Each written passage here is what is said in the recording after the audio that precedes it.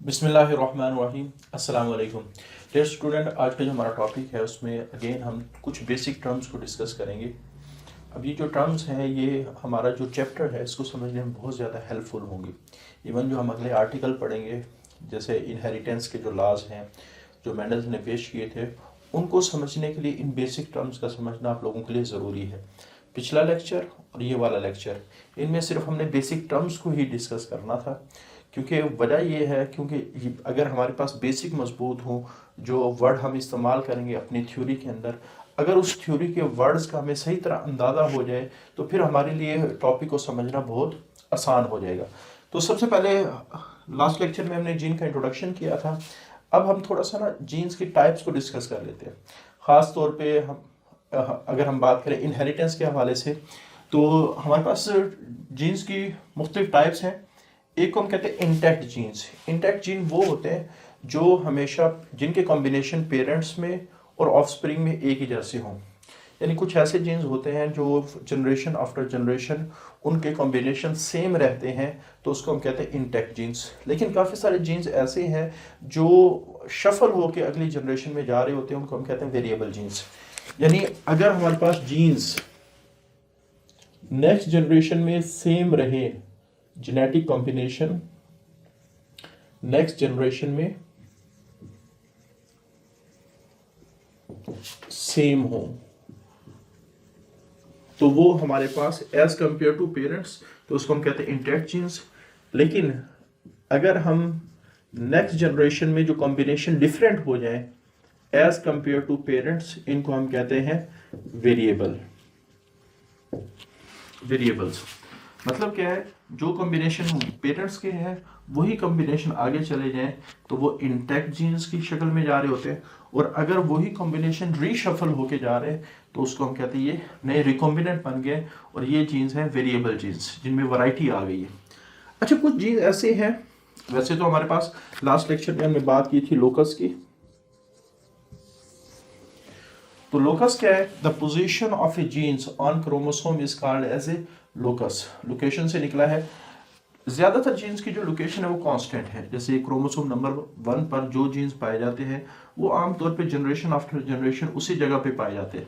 लेकिन कुछ जीन ऐसी हैं जिनको हम कहते हैं ट्रांसपोसन, ये जंपिंग जीन्स, यानी जो अपने ट्रांसफर ऑफ पोजीशन करते रहते हैं। लफ्ज़ी मतलब कि ट्रांसफर ऑफ पोजीशन कि हो सकता है एक जनरेशन में वो क्रोमोसोम नंबर 1 पे हो सकता है अगली जनरेशन में वो क्रोमोसोम नंबर 22 पे हो सकता है उससे अगली जनरेशन में वो क्रोमोसोम नंबर 24 पे हो, यानी जिनकी हो सकता है किसी दूसरे इंडिविजुअल में वो क्रोमोसोम नंबर 18 पर हो, यानी जिनकी लोकेशन फिक्स ना हो, उनको हम कहते हैं जंपिंग जीन, कि वो अपनी पोजीशन को बदलते रहते हैं। तो ऐसे जीन जो अपनी पोजीशन को बदलते रहते हैं उनको हम ट्रांसपोसन या फिर उनको जंपिंग जीन्स कह सकते हैं।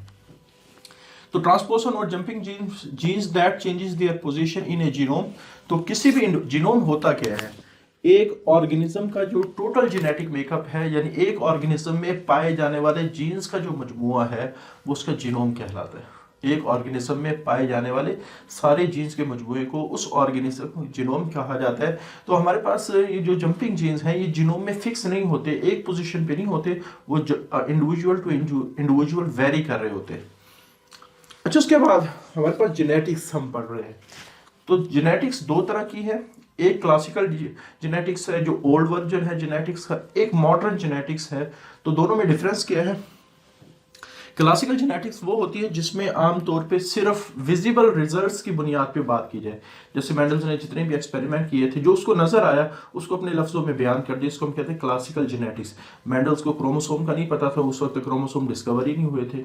इसी तरह मेंडल्स को आप कह सकते हैं जीन्स का नहीं पता था, जीन का कॉन्सेप्ट बना है 1950s के बाद। इसी तरह आप कह सकते हैं जो मेंडल है उसको डीएनए का नहीं पता था, उसको न्यूक्लियोटाइड का नहीं पता था, उसको न्यूक्लिक एसिड का नहीं पता था, उसकी केमिकल कंपोजिशन का नहीं पता था।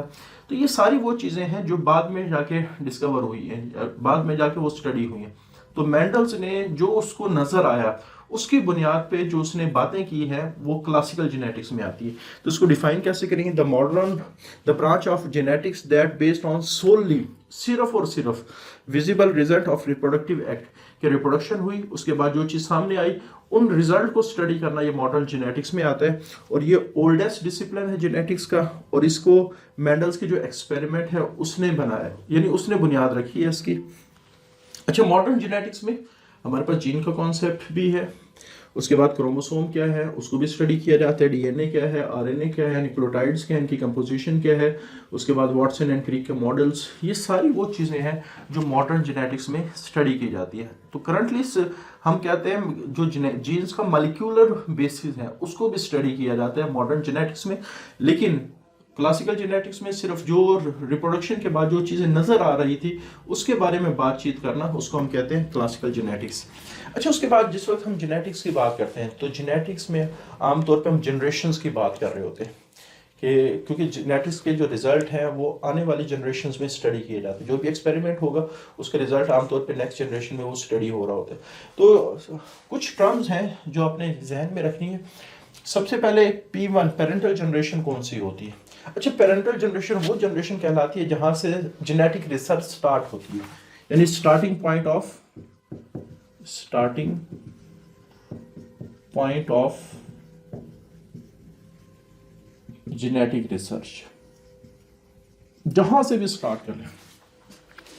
जैसे अगर ह्यूमंस की बात करें, ह्यूमंस में दादा से स्टार्ट करें वो पेरेंटल जनरेशन है, उसके बाद परदादा से स्टार्ट करें वो पेरेंटल जनरेशन है, उसके बाद पपड़दादा से स्टार्ट करें वो पेरेंटल जनरेशन है। यानी आप कह सकते हैं जहां से भी हम जेनेटिक रिसर्च को स्टार्ट करेंगे वो कौन सी जनरेशन होगी? Parental generation. अच्छा, F1 सबसे पहले P से तो मुराद पेरेंटल, F फिलिया से निकला है, और फिलिया लैटिन में डॉटर को कहा जाता है, और जेनेटिक्स में डॉटर जनरेशन या नेक्स्ट जनरेशन, ये इनको डिसेंडेंट ऑफ या प्रोजेनी, ये सारे मुख्तलिफ वर्ड्स हैं, प्रोजेनी ऑफ P1, यानी पेरेंटल जनरेशन की जो प्रोजेनी औलाद है, डिसेंडेंट हैं, डॉटर्स हैं, अगली जनरेशन है, वो सारी की सारी F1 में आती। F2 क्या है? इसमें डिसेंडेंट ऑफ F1 आ जाएंगे। F3 में किसको स्टडी किया जाता है? डिसेंडेंट ऑफ या प्रोजेनी ऑफ F2। तो इस तरह हम अगर हमने फर्दर जनरेशन तो F4 हो जाएगा, F5 हो जाएगा। तो ये P पेरेंटल जनरेशन को रिप्रेजेंट कर रहा होता है, F1 P की इमीडिएट जनरेशन, F2 F1 की इमीडिएट जनरेशन, उसके बाद F3 और F2 की इमीडिएट जनरेशन। तो इस तरह हमारे पास ये जनरेशन, आप लोगों ने इनके ये जो टर्म्स हैं उनको याद रखने हैं। फिलिया का लफ्ज़ी मतलब क्या है? डॉटर, ये लैटिन वर्ड है, इसको इंग्लिश में ट्रांसलेट करें तो इसका मतलब बनेगा डॉटर जनरेशन।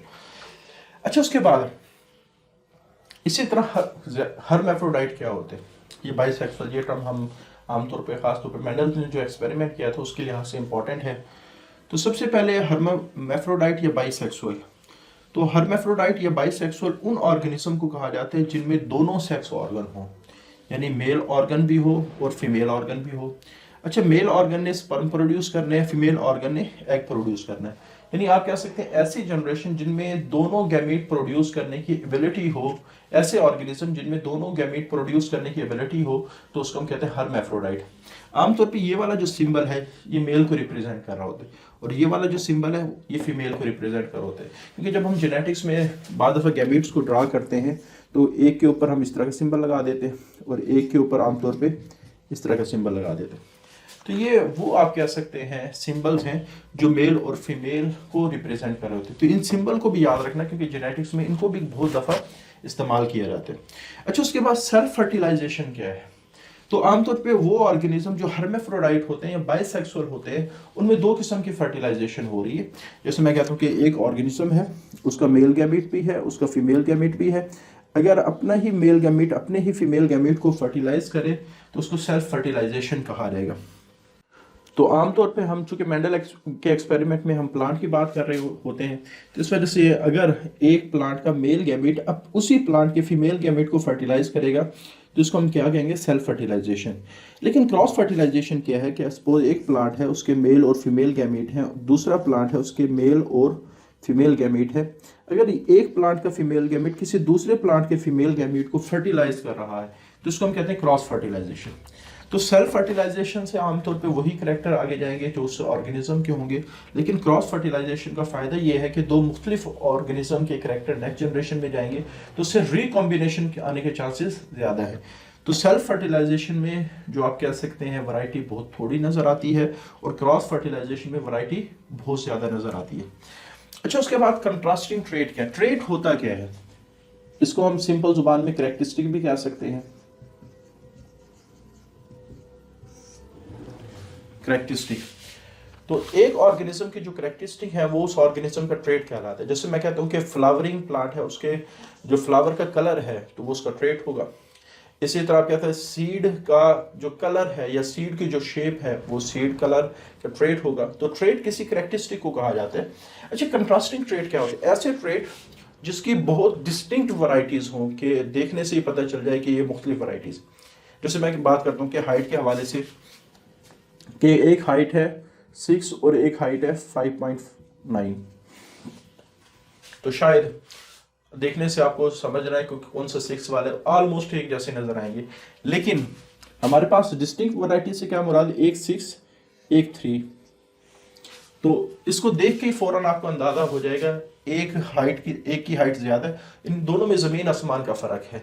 तो ऐसे ट्रेट जिसमें वैरायटी बहुत ज्यादा हो, यानी ऐसे दो ट्रेड जब हम उनका कंपैरिजन करें तो वो एक दूसरे के लिहाज से टोटली डिफरेंट नजर आते हों, तो इसको हम कहते हैं कंट्रास्टिंग ट्रेड। या आमतौर पर ये भी कह सकते हैं कि एक ट्रेड जिसकी सिर्फ दो वैरायटीज हो, जैसे डे एंड नाइट है कि रात होगी या दिन होगा, यस और नो है। तो इसी तरह हमारे पास कुछ ट्रेड ऐसे हैं जिनकी दो वैरायटी होते हैं कि या ये होगी या ये होगी। तो ऐसे ट्रेड को हम कहते हैं कंट्रास्टिंग ट्रेड्स, जिनकी डिस्टिंक्ट वैरायटी पाई जाती हो, या एटलीस्ट आप कह सकते हैं इसको कि जिस ऐसा ट्रेड जिसकी सिर्फ दो वैरायटी हो तो वो कंट्रास्टिंग पेयर ऑफ ट्रेड कहलाते हैं। जैसे मेंडल्स ने काफ़ी सारे contrasting pair of trade study किए, खासतौर पे सीड के हवाले से, सीड शेप के हवाले से एक राउंड कलर का था, एक रिंकल्ड कलर, सीड कलर के हवाले से एक येलो कलर का था, एक ग्रीन कलर का था। तो इस तरह आप कह सकते हैं कोई भी ऐसा ट्रेड जिसकी दो वैरायटियाँ पाई जाती हों या डिस्टिंक्ट वैरायटियाँ पाई जाती हैं उसको हम कहते हैं कंट्रास्टिंग ट्रेड्स। अच्छा, सबसे पहले जो आज थोड़ा सा हम इंट्रोडक्शन कर लेते हैं, ग्रेगर जॉन मेंडल्स। तो ग्रेगर जॉन मेंडल ये जेनेटिक्स के हवाले से बहुत ही इंपॉर्टेंट साइंटिस्ट है जिसने बुनियाद रखी है क्लासिकल जेनेटिक्स की। तो इसका अगर लाइफ स्पैन देखा जाए 1822 में ये पैदा हुआ जुलाई के महीने में, और जनवरी 1884 में इसकी डेथ हुई। तो इसका जो लाइफ स्पैन है वो थोड़ा ही है, तकरीबन 62 साल बनता है ये ऑलमोस्ट। और पेशे के एतबार से ये प्राइस था, लेकिन ये नहीं कि सिर्फ ये पादरी था, लेकिन बुनियादी तौर पे ये खुद मैथमेटिशियन था।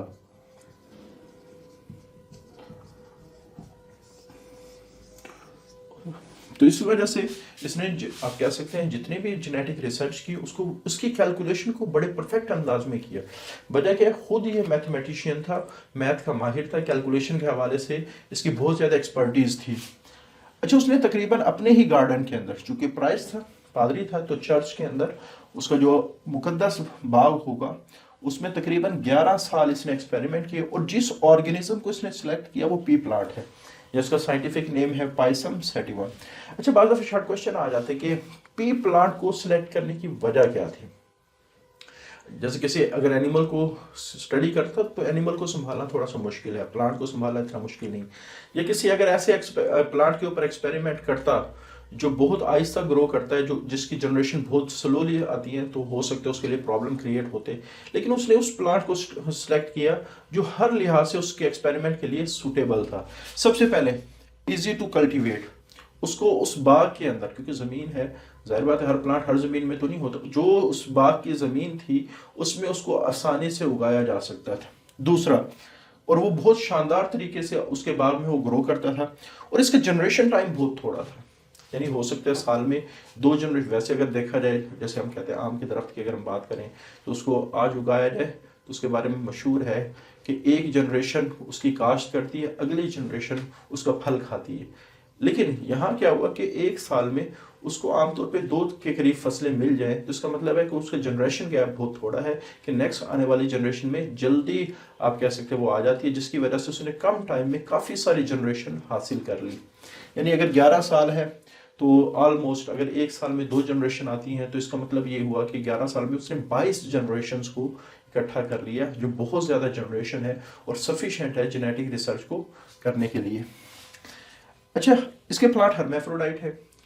हर्मेफ्रोडाइट का मतलब ये है सेल्फ फर्टिलाइज भी हो सकते हैं, और नेचुरली ज़्यादातर इसकी जो सबसे बेस्ट प्रॉपर्टी ये है, नेचुरली होते ही सेल्फ फर्टिलाइज है, क्योंकि इसके जो आप कह सकते हैं पेटल्स और सेपल्स हैं इसके फ्लावर्स के, वो इस अंदाज में अरेंज होते हैं कि इसके पोलन ग्रेन बाहर निकलते ही नहीं, वो अंदर ही रहते हैं। जब पोलन ग्रेन अंदर ही रहते हैं, जाहिर बात है कार्पल भी अंदर मौजूद है फ्लावर के, तो वो अपने ही कार्पल्स को फर्टिलाइज कर रहे होते हैं, अपने ही एग को फर्टिलाइज कर रहे होते हैं। तो नेचर में ज़्यादातर ये नेचुरली फर्टिलाइज होते हैं, लेकिन it can be cross fertilize, कि उसको अगर उन पेटल्स को, उन सेपल्स को खोल दिया जाए तो फिर उसमें से पोलन ग्रेन निकाल के दूसरे को आप कह सकते हैं ट्रांसफ़र किया जा सकता है, और वहाँ क्रॉस पोलिनेशन भी हो सकती है, क्रॉस फर्टिलाइजेशन भी हो सकती है। तो इसका सबसे बड़ा फ़ायदा ये था कि उसको फिर उन प्लांट को बचाना नहीं, जिस प्लांट को सेल्फ फर्टिलाइज करना चाह रहा था तो उस प्लांट को दूसरे प्लांट से उसको बचाने की ज़रूरत नहीं पड़ी। तो ये बहुत ही इंपॉर्टेंट आप कह सकते हैं इसकी कैरेक्टरिस्टिक थी